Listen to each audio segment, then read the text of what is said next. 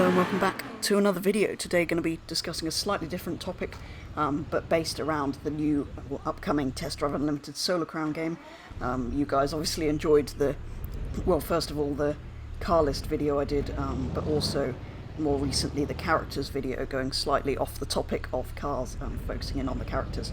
So yes, thought I'd put together one on the clothes stores of TDU2 that we could potentially see coming forward to Solar Crown, and some thoughts about that. So let's start off with the stores seen in Test Drive Unlimited 2. There's actually quite a lot of them, more than I remember there being. So let's start at the top with B Miami, obviously owned by Miami, one of the racers in the game, which focuses around streetwear.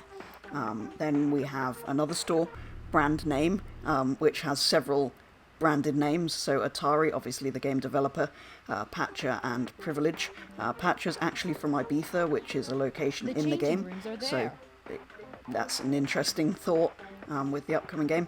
And then Privilege is from Canada, which obviously wasn't in the game. So we've got one brand that's from the game's location and one that isn't.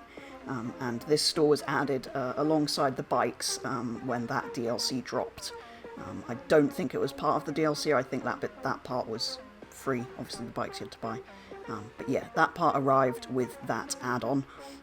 We then have the casino clothes shop, where you bought clothes with casino points. I don't know much about this one. I never had the casino expansion, so I never experienced that store.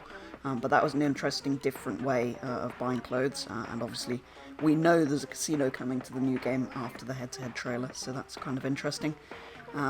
We then have Hiro Hisaishi, I think it is, which is a high-end Japanese-style sort of shop. I assume based on the name and the sort of style of clothes, that's kind of what that's trying to look like. So that's quite an interesting one. Personally, never my favourite, but anyway.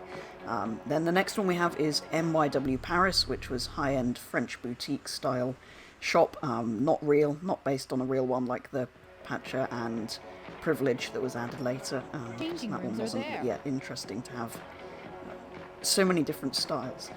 Then we had Practice Sportswear, which was a high-end sportswear sort of shop, so something a little bit different to the other sort of more high-end stuff if you wanted a more sports appearance to your character.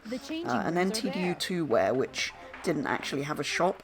It was where all the unlockable items were under that brand, but you didn't visit a shop. You just sort of gifted them when you did different achievements and things in the game.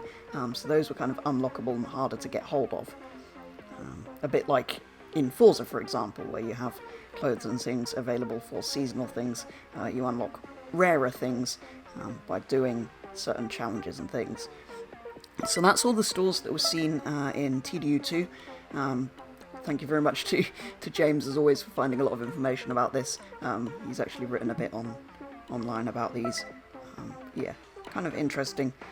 Didn't necessarily know about all of the stores in TDU2 before. But yeah, that is everything from TDU2. So what does that mean for Solar Crown? What could we possibly see return? So the first question is, will Miami's brand return? Obviously, one of the characters in the game owning a clothing store in the previous one. And like I said in the characters video, it'd be unlikely to not see any of these characters move forward. So I would have thought if Miami did come forward to this game, her brand would potentially return. If they're going to implement clothing stores and things in the new game. So that's the first sort of interesting thing to ask. Then will Patcher be replaced with another local brand? So we don't quite know the location yet. There's been lots of rumours and guesses and some quite good predictions, but we don't know for sure what it is. So yeah, will we get a new brand that's local to whatever the new location is? Will it replace the Patcher brand? And will we get another random brand that's from a different location? Or could we potentially see two that are related to the area of the new game? That would be interesting to see. I'd be surprised if there were no branded or licensed clothes. Obviously we had a few added later in TDU2, but given it was quite a big element of that game, it was the first game to really introduce that side of it where you could buy your clothes and stuff as well. So I'd be surprised if there were none, because even games like Need for Speed have that now when it's not a big element of that game. But Test Drive, it was a bigger element of it, so I'd be surprised if there were no branded clothes if we get them in games like Need for Speed. Obviously Forza doesn't have any, but the system they've got for clothes isn't really, really interesting. You don't go and buy them from stores. So yeah, that'll be interesting to see. And then will the casino have a clothes store again, like it did in TDU2? That would be interesting to see. Obviously the casino in GTA, for example, has a store. I don't know if there's actually clothes available there. I've never been, but yeah, that has a store in the casino. So will this have a casino store again? Will it be purchasable with points or chips or something, or actual money? It'd be interesting to see how they fit that in if they do that.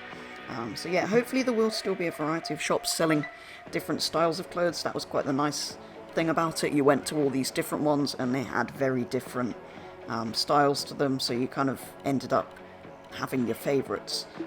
Not quite sure which one I ended up. I think I ended up going to the Be Miami one quite a lot.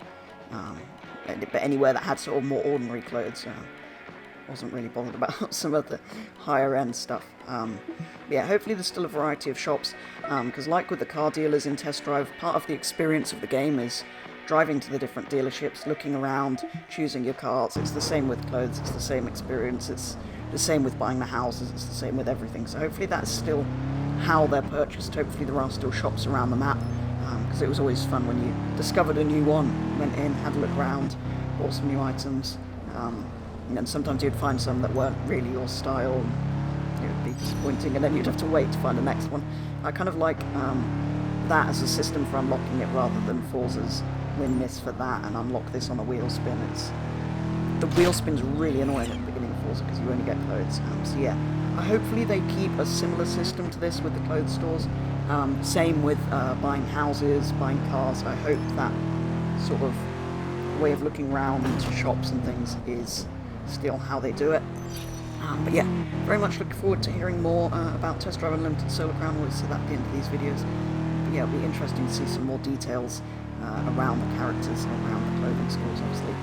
Location's the important thing to find out for now, as well as some, hopefully more cars added to the car list when we hear more, supposedly quite soon. So yeah, I very much look forward to that. But yeah, do let me know if you've enjoyed this video. I know people enjoyed the characters one and the car list one, so yeah, let me know if you've enjoyed this one. We'll potentially do some more around other areas of Test Drive.